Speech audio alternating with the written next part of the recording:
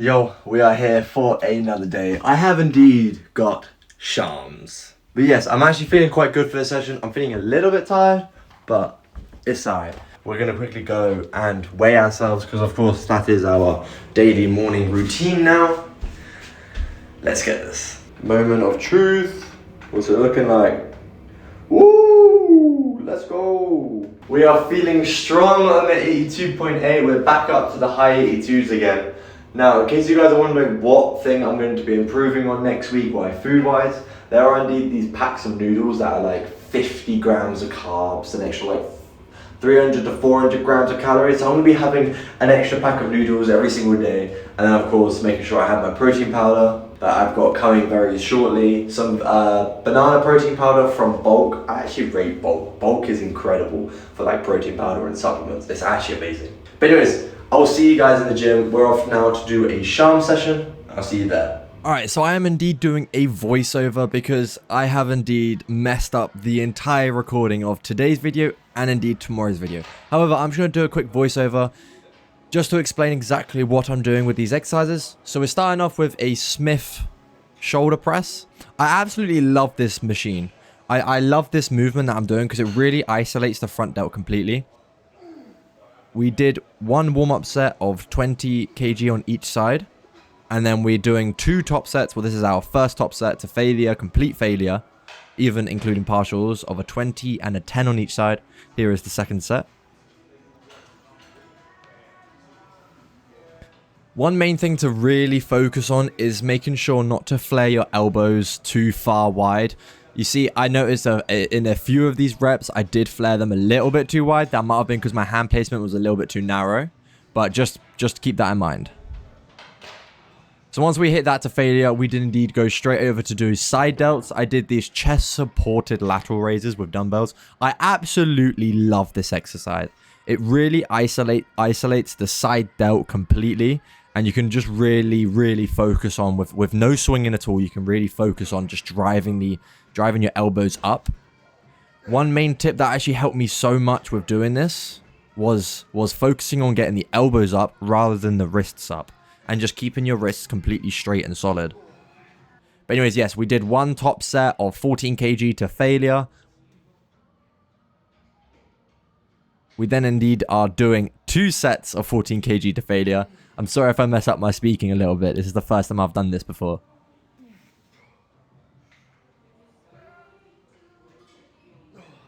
But, you know, like I said again, driving the elbows up as much as possible. Going to complete failure, including a couple partials as well.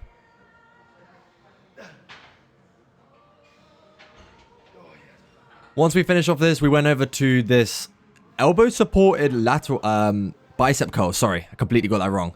A elbow-supported bicep curl. I absolutely love this exercise. At the moment, all these exercises that I've done today are very isolated into the exact muscle groups. Now, I did 14 kg, I think. Or it might have been 16 kg to failure here.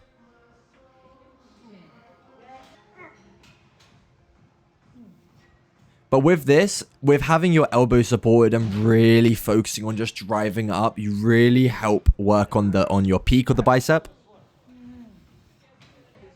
And once again, of course, going to complete failure. Yes, this was indeed very painful.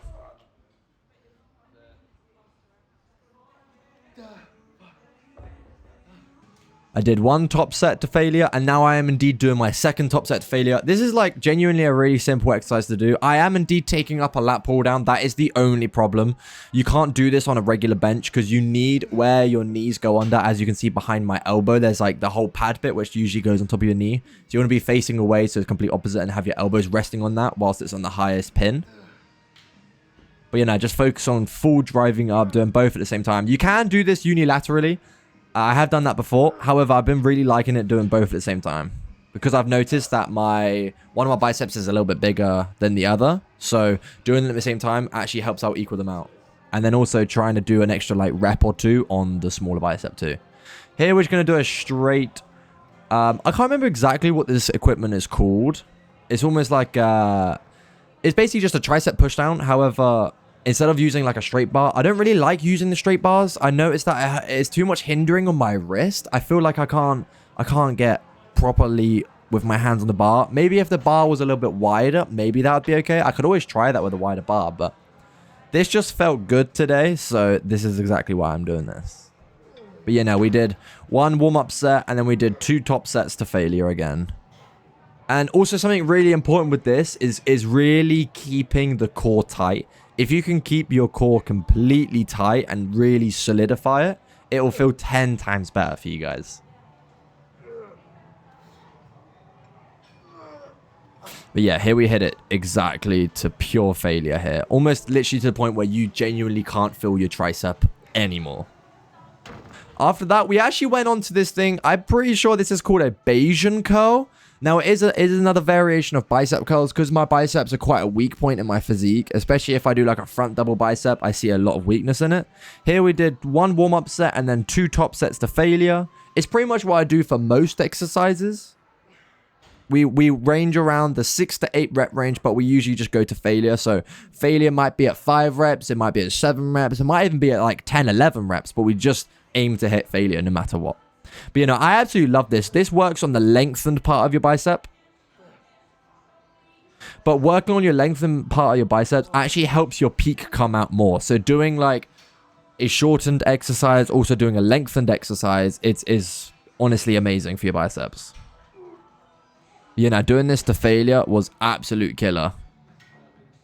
As we can see in the last clip, actually, I almost looked like I stopped. It was still the same set. I just believed that I could hit like a couple more reps, as I didn't feel like I exhausted everything. And of course, I was able to get a couple more reps done. So it feels very good. Like sometimes you might drop the weight or you might stop your workout, think, yeah, I'm done there. But then you're thinking, well, actually, no, I'm not. I didn't actually hit complete failure. I feel like I still got a couple more.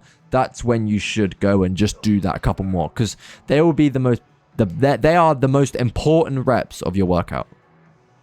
But yeah, no, we hit that to complete failure. There was a slight hindrance there with the shoulders, raising one of the other, but it's okay.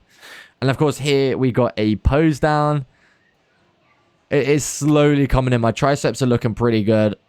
I need to work more on my medial head. But yes, I do need to work on my posing. My posing ain't great, but it'll do for now. I will most likely be getting a coach for when I do compete next year, but for now, it does the job. It does the job, guys.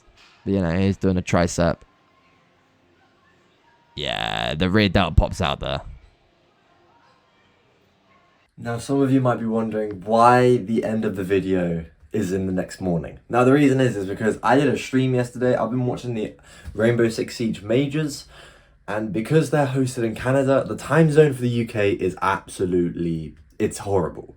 So I started at 3 p.m. yesterday and didn't end until about 3 a.m. So it is now about 10:40, almost 11. I've had about 7 hours sleep. I'm feeling a little bit rough, but it's all for the cause of the stream. But anyways, I hope you guys enjoyed the video.